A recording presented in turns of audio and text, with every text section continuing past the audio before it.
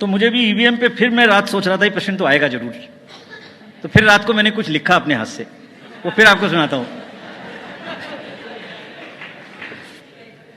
अधूरी हसरतों का इल्जाम, अधूरी हसरतों का इल्जाम हर बार हम पर लगाना ठीक नहीं। ये ईवीएम कह रही है, मैं नहीं कह रहा हूं। अधूरी हसरतों का इल्जाम हर बार हम पे लगाना ठीक नहीं। वफा खुद से नहीं होती, खता ईवीएम की कहते हो। और बाद में गोया जब परिणाम आता है तो उस पे कायम भी नहीं रहते। दोस्तों नमस्कार। चीफ इलेक्शन कमिश्नर साहब ने रात में सोचा और लिख कर लाए और बड़े ही मजे के साथ शायरी सुना दी। वहां पर बैठे कुछ सरकारी पत्रकार ठहाके लगाकर हंसने लगे। बस मजा ही मजा। शायरी सुनकर खुश हो लिए, लेकिन चीफ कमिश्नर साहब के शायरी के पीछे की कहानी क्या है मैं आपको बताता हूं। लेकिन उससे पहले यह जान लीजिए कि जो अंधभक्त चिल्ला रहे थे ईवीएम से चुनाव होने पर समय बचता है, तो आपको बता दूं कि चुनाव में पहले लगभग 60 दिन लगते थे।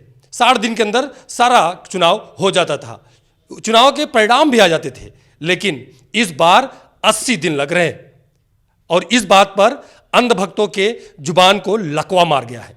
19 अप्रैल से शुरू होकर और 1 जून तक चुनाव हो रहा है, तो कुल कैलकुलेशन जोड़िए 80 दिनों का है।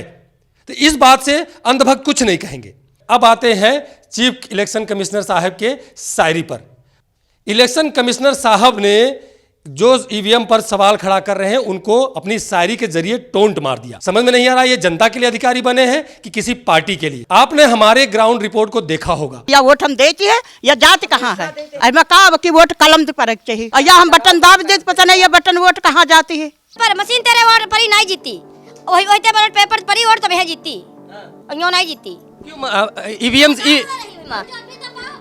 बटन चाहे जो अभी दबा जाएगी मोदी की सरकार में वोट। गांव की महिलाएं तक सवाल खड़ा कर रही हैं ईवीएम पर कि हमको ईवीएम पर भरोसा नहीं है। तो साहिब ने देश के उन्हीं लोगों का अपमान कर दिया, उनका मजाक उड़ा लिया। एक बात और, साहब ने शायरी से सबको मस्त तो कर दिया, लेकिन यह नहीं बताया कि आखिरकार ऐसी क्या वजह है कि इलेक्शन 80 दिनों में हो रहे हैं। मैं बताता हूं। जैसे कि सभी जानकार कहते हैं कि ज्यादा दिनों में इलेक्शन होगा तो उसी पार्टी को फायदा मिलेगा जो अभी सत्ता में थी। आपको बता दो कि इस बार चुनाव 14 दिन की देरी से हो रहा है। पिछली बार मोदी जी ने 30 मई को शपथ ले लिया था और अब की बार 1 जून को खत्म हो रहा है, जबकि पिछली बार 23 मई को ही खत्म हो गया था। और एक बात गौर करने की सबसे ज्यादा जरूरत है, वो है मतदान की तारीखों का। पहला चरण 19 अप्रैल को, इसके बाद 7 दिन बाद 26 अप्रैल को दूसरा चरण। चलो भाई 19 तारीख को पहला चरण है, 26 अप्रैल को दूसरा चरण, बीच में होली है तो बात बनती है, कोई बात नहीं, कुछ दिन बाद इलेक्शन हो जाएगा। लेकिन तीसरा चरण 7 मई को, यानी 11 दिन बाद। ऐसी क्या वजह है भाई कि 11 दिन बाद चुनाव हो रहा है? अगर चुनाव शुरू हो गया है तो कंटिन्यूअस 7 दिन बाद करा देते, इतने दिन की गैप क्यों? खैर कोई बात नहीं। इसके बाद 13 मई को चौथा चरण, यानी 6 दिन बाद, फिर 6 दिन बाद 20 मई को 5वें चरण का, फिर 25 मई को 6वें चरण का और आखिरी यानी 7वें चरण का 1 जून को। तो सवाल खड़ा हो रहा है कि आखिर क्या चुनाव आयोग तैयार नहीं है, कोई कमी है? जबकि सारी सुविधाओं के साथ लैस है, सारी टेक्नोलॉजी भर दी गई है, इसके बाद भी इतनी टाइमिंग, इतना क्या वजह है? क्या पुलिस फोर्स तैनात नहीं है? क्या पुलिस किसी सिक्योरिटी का इंतजामात नहीं है? आखिर इंतजामात नहीं है तो चुनाव क्यों कराया जा रहा है? ऐसे कई सवाल हैं जो चुनाव आयोग पर खड़े हो रहे हैं। एक बात और आपको बता दें कि आपको ये जानकर बड़ी हैरत होगी कि आज तक जितने भी प्रधानमंत्री जून महीने में शपथ लिए हैं वो दोबारा प्रधानमंत्री नहीं बने। इतिहास उठा के स्वयं देख लीजिए या गूगल कर लीजिए। जितने भी प्रधानमंत्रियों ने जून महीने में शपथ लिया उनका कार्यकाल आधे में ही खत्म हो गया, वो पूरा कार्यकाल उनका नहीं चला। तो ऐसी तमाम बातें हैं जो आपको जानने की जरूरत है।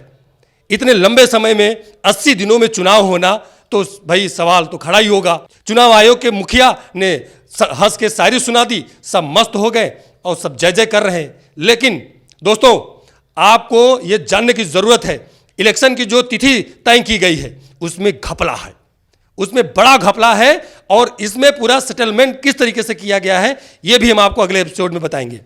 अब देखना होगा कि इंडिया जीतता है या एनडीए। दोस्तों आज के लिए इतना ही, कल फिर मिलेंगे, तब तक के लिए नमस्कार।